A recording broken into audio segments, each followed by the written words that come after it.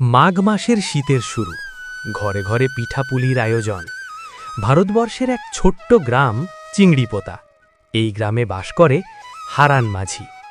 হারান মাঝি নৌকো নিয়ে নদীতে যায় এবং সেখানে গিয়ে মাছ ধরে, তারপর বাজারে ভালো দরে বিক্রি করে। এইভাবেই নিজের সংসার চালায়। হারান মাঝির ছেলেপুলে নেই, তাই এতে স্বামী স্ত্রীর দুজনের পেট ভালো মতোই চলে যেত। দরাজ মনের অধিকারী এই মানুষটি অত্যন্ত সৎ, নিষ্ঠাবান ও সাহসী প্রকৃতির। তাই এই গ্রামের মধ্যে ছোট থেকে বড়, বুড়ো সকলেই তাকে শ্রদ্ধা করে এবং ভালোবাসে।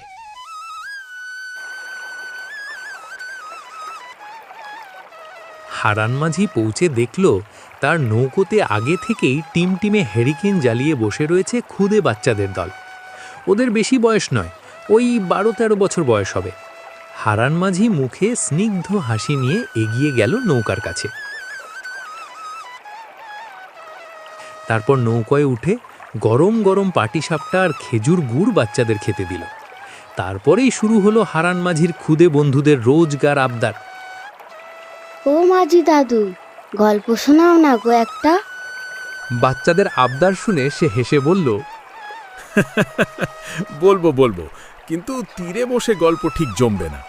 মাঝ নদীতে গিয়ে জাল ফেলে তারপর নদীর বুকে ভেসে ভেসে আজ তোদের গল্প শোনাবো। সবাই সম্মতি জানালো। জলের মধ্যে কল কল শব্দ করে নদীর বুক চিরে নৌকো এগিয়ে চলল।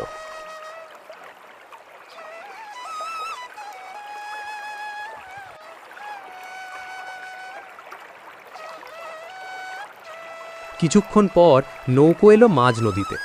এবারে নদীতে জাল ফেলা হলো। তারপর নৌকোতে বসে হারান মাঝি একটা হুকো ধরালো। হুকোতে একটা লম্বা টান দিয়ে বলল, তারপর বল, আজ কিসের গল্প শুনতে চাস তোরা? যা বলবো সেই গল্প শোনাতে পারবে? তোমার ঝুলিতে কি অনেক গল্প আছে মাঝি দাদু? ওরে, গল্প যদি হতো তাহলে সেটা বেশিরভাগই বানিয়ে বানিয়ে বলতে হতো, কিন্তু আমি তো আর গল্প বলিনি রে। যা বলি তা হলো আমার জীবনের অভিজ্ঞতা। আর গল্পের তো শেষ আছে, কিন্তু অভিজ্ঞতার কোনো শেষ নেই, বুঝলি? আচ্ছা, তুমি তোমার ছোটবেলার একটা গল্প বলো না। যখন তুমি আমাদের বয়সে ছিলে, যখন তুমি বাংলাদেশে ছিলে, তখনকার একটা গল্প বলো। হারান মাঝি হুঁকোতে আর একটা টান দিয়ে বলল, শোন তবে, আমি তখন ওই 5 বছরের, তাই সবকিছু আমার স্পষ্ট মনে নেই। এই ঘটনার বেশিরভাগটাই বড় হওয়ার পর বাবার মুখে শুনেছি। ওরা সবাই গল্প শোনার আগ্রহে জড়সড় হয়ে বসল। হারান মাঝি হুকোতে একটা শেষ টান দিয়ে বলতে শুরু করলেন নিজের গল্প। বহুদিন আগের কথা, তখনও দেশভাগ হয়নি। বাংলাদেশের এক প্রত্যন্ত গ্রামের মস্ত জমিদার ছিলেন রমেন্দ্র প্রসাদ সান্যাল।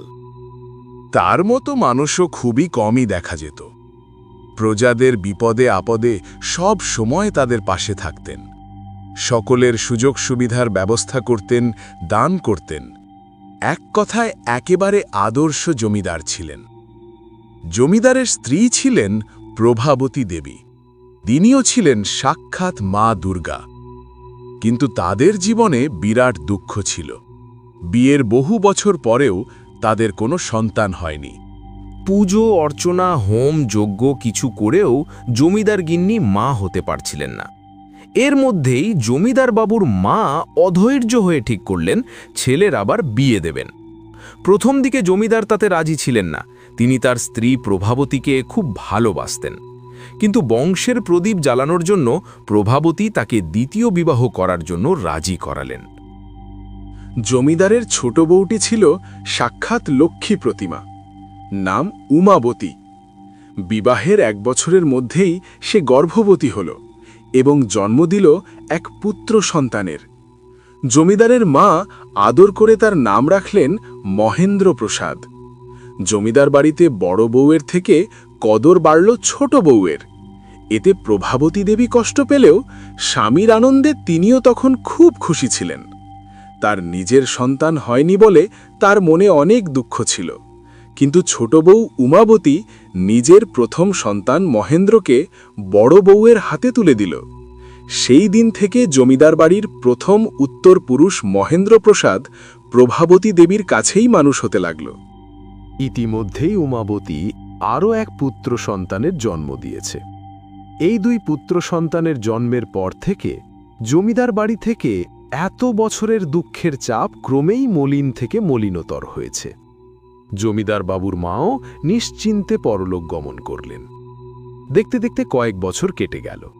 জমিদার বাবুর বড় ছেলের 5 বছর পূর্ণ হল। কিন্তু হঠাৎ একদিন বাড়ির বড় ছেলে জমিদার বাড়ি থেকে উধাও হয়ে গেল। মহেন্দ্র নিখোঁজ হওয়ার জন্য জমিদার বড় বউকেই দায়ী করলেন। জমিদার মশায়ের নির্দেশে চারিদিকে খোঁজ খবর শুরু হল। 2 দিন পর মহেন্দ্রর খোঁজ মিলল। ওই গ্রামের উত্তর দিকে একটি ঘন জঙ্গল ছিল। তার মধ্যে একটি পুরনো জরাজীর্ণ মন্দির ছিল।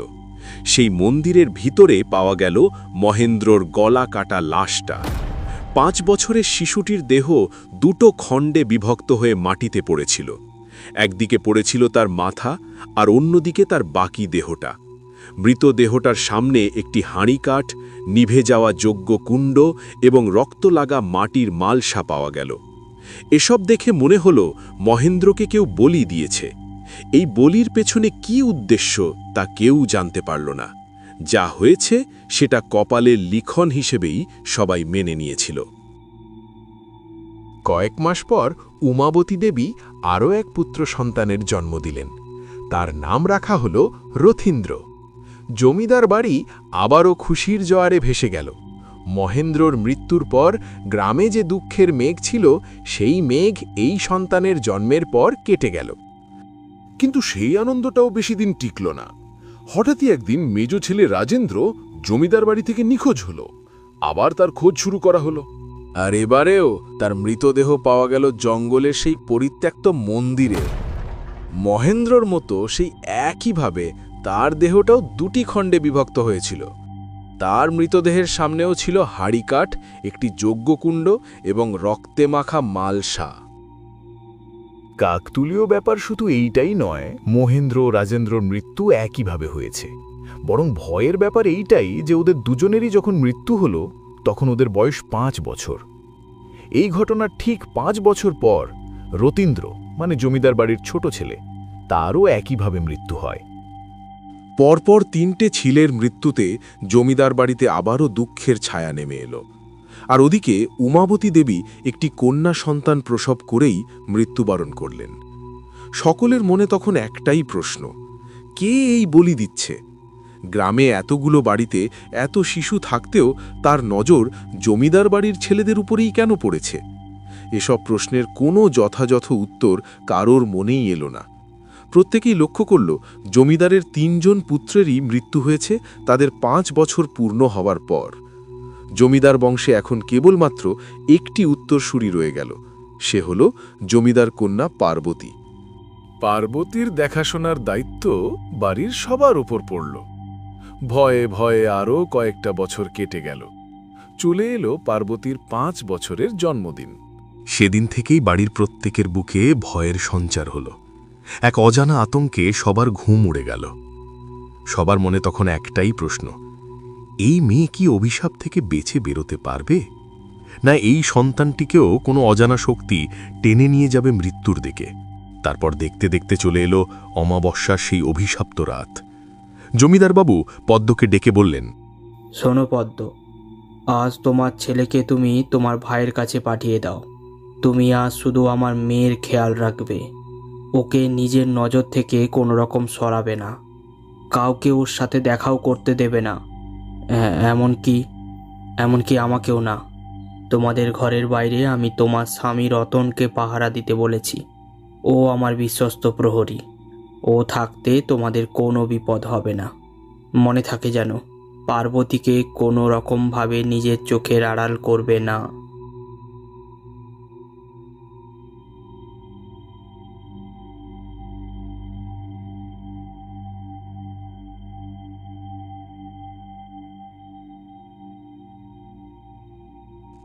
রাত তখন গভীর।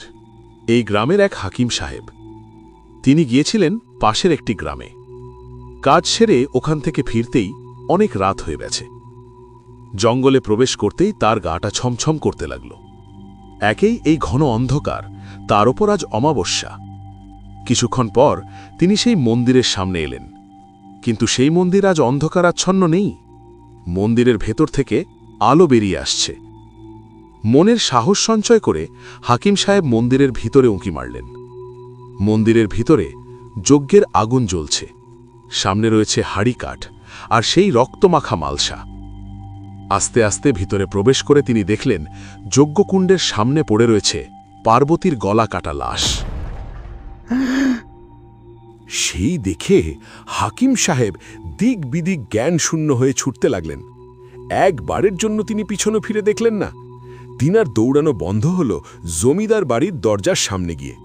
তারপর তিনি প্রহরীদের বললেন, তাড়াতাড়ি তাড়াতাড়ি জমিদার বাবুকে ডেকে দাও, তার মেয়ে খুন হয়েছে গো। জঙ্গলে সেই মন্দিরে পার্বতীর গলা কাটা লাশটা পড়ে আছে। আমি নিজে চোখে দেখে এসেছি। তা কি করে সম্ভব? পদ্ম আর পার্বতী তো ঘরের মধ্যেই থাকার কথা, ওদের ঘরের বাইরে পাহারা দিচ্ছে রতন। জমিদারবাবু তাড়াতাড়ি পার্বতীর ঘরের সামনে গিয়ে দেখলেন রতন জ্ঞান হারিয়ে মাটিতে পড়ে রয়েছে, আর ঘরের মধ্যে পদ্ম মৃত অবস্থায় মাটিতে লুটিয়ে পড়ে আছে। ঘরে রক্তারক্তি কাণ্ড দেখে জমিদার রতনের জ্ঞান ফেরানোর ব্যবস্থা করল। জ্ঞান ফিরতে সে বলল, হঠাৎ করে কেউ আমার মাথায় শক্ত কিছু দিয়ে আঘাত করেছে। আমি সঙ্গে সঙ্গে জ্ঞান হারাই। জমিদার বাবু, আমার আর কিচ্ছু মনে নাই। জমিদার তৎক্ষণাৎ কিছু প্রহরী নিয়ে জঙ্গলের উদ্দেশ্যে বেরিয়ে পড়লেন। জঙ্গলের মধ্যে সেই মন্দিরে পৌঁছে তিনি তার কন্যা পার্বতীকেও পূর্বের 3 মৃত সন্তানের মতো পড়ে থাকতে দেখলেন। তার দেহটাও 2টি খণ্ডে বিভক্ত। এই মর্মান্তিক ঘটনার পর আরও 6টা বছর কেটে গেছে। জমিদার বাড়িতে একটা অলৌকিক ঘটনা ঘটেছে এরই মধ্যে। বড় গিন্নিমা মানে প্রভাবতী দেবী অলৌকিকভাবে গর্ভবতী হয়েছে। এখন তিনার সন্তানের বয়স 5 বছর। প্রভাবতী দেবী শুরু থেকেই তার সন্তানকে নিয়ে গভীর চিন্তায় থাকতেন। তিনার সন্দেহ, এই বাড়িতে কেউ গোপনে ওই বলিগুলো দিচ্ছে। একদিন রাতে তিনি ঘুমাচ্ছিলেন। পাশে শুয়েছিল তার 5 বছরের ছেলে। হঠাৎ ঘুমের মধ্যেই প্রভাবতী দেবী বিছানায় হাত চালালেন। তার বুকটা ভয়ে ধড়াস করে উঠল। পাশে তার ছেলে নেই, ঘরের দরজা হাঁ করে খোলা।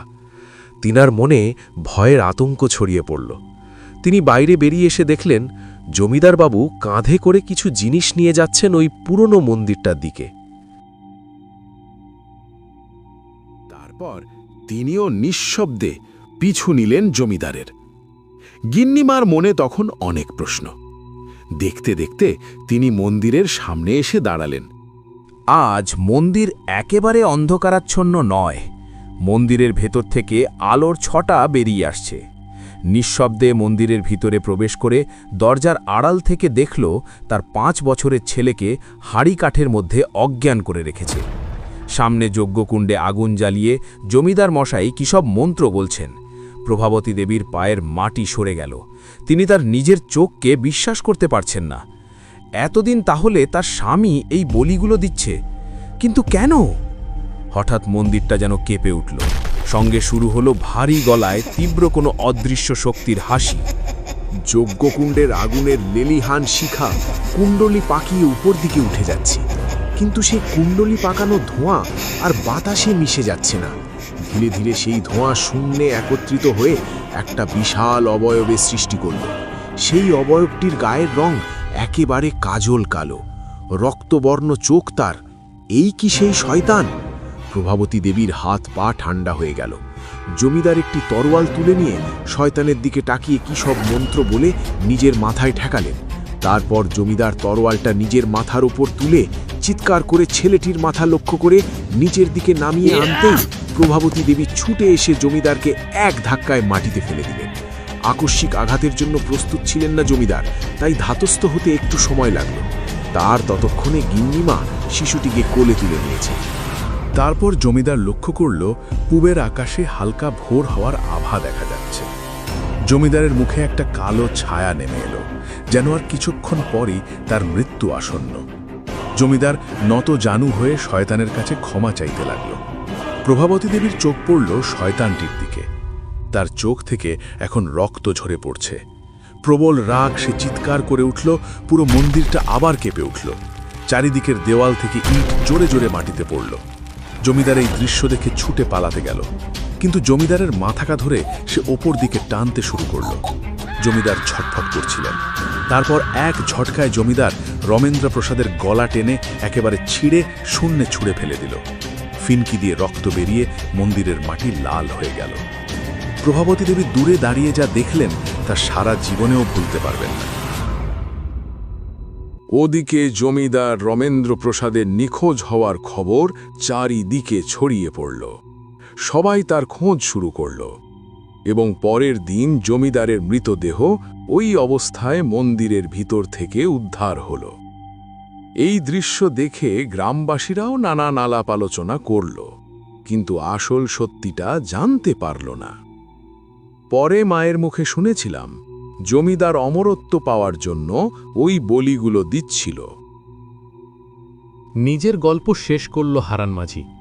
পিন্টু আর রিমি একেবারে থ মেরে বসে রইল।